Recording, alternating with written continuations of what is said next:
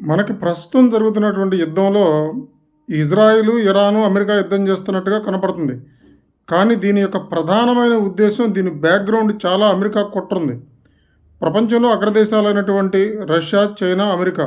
Russia Ukraine వార్‌తో సర్వనాశనం అయిపోయింది. దాన్ని బ్యాక్ నుంచి సపోర్ట్ చేసి, ఆయుధాలిచ్చి, జనాన్నిచ్చి సర్వనాశనం చేసింది రష్యాని. ఇప్పుడు రష్యాకి అమెరికా మీద ఎదురు తిరిగే శక్తి వాస్తవంగా లేదు.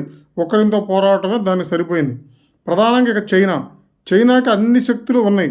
ఎలక్ట్రానిక్ పరంగా కానీ, టెక్నాలజీ పరంగా కానీ, ఇంకో రకంగా ఇంకో అది బాగానే ఉంది. కానీ దానికి ఉన్న లేనిది ఒకే ఒక సోర్స్ ఉంది, ఎనర్జీ సోర్స్. ఆ ఎనర్జీ సోర్స్ అనేది లేకపోతే చైనా సర్వనాశనం అయిపోయింది, మోకాళ్ళ మీద నిలబడిద్ది. అది పూర్తిగా ఎనర్జీ సోర్సెస్ కోసం ఇరాన్ మీద ఆధారపడింది. కాబట్టి ఇరాన్లో కనుక గవర్నమెంట్ని కనుక మార్చి, తన చెప్పు చేతుల్లో ఉండే వ్యక్తిని కనుక ఇరాన్లో పెట్టుకున్నట్లయితే, అమెరికా మాట ఖచ్చితంగా చైనా విరి తీరాల్సిన పరిస్థితి ఏర్పడింది. అందుకని ఎనర్జీ సప్లై చేసే ఇరాన్ని సర్వనాశనం చేసి, దాన్ని చేతిలోకి తీసుకొని చైనాని కంట్రోల్‌కి తీసుకురావాలని చెప్పి అమెరికా చేస్తున్నటువంటి కుట్ర.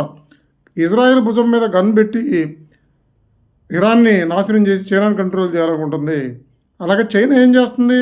2000 కిలోమీటర్లు, 3000 కిలోమీటర్లు కూడా లక్ష్యాన్ని చేరగలిగే బాలిస్టిక్ క్షిపణులని ఇరాన్‌కి ఇచ్చి యుద్ధాన్ని ఇంక మరింత రైజ్ చేసి ఆర్థికంగా అమెరికా నాశనం చేయాలనుకుంటుంది. పరోక్షంగా ఇది చైనా, అమెరికా మధ్య జరుగుతున్న యుద్ధం. దీనివల్ల ప్రపంచంలో మొత్తం ఆర్థిక మాంద్యం వచ్చే పరిస్థితి ఉంది. ఎనర్జీతో చాలా ప్రాబ్లమ్స్ క్రియేట్ అవుతాయి.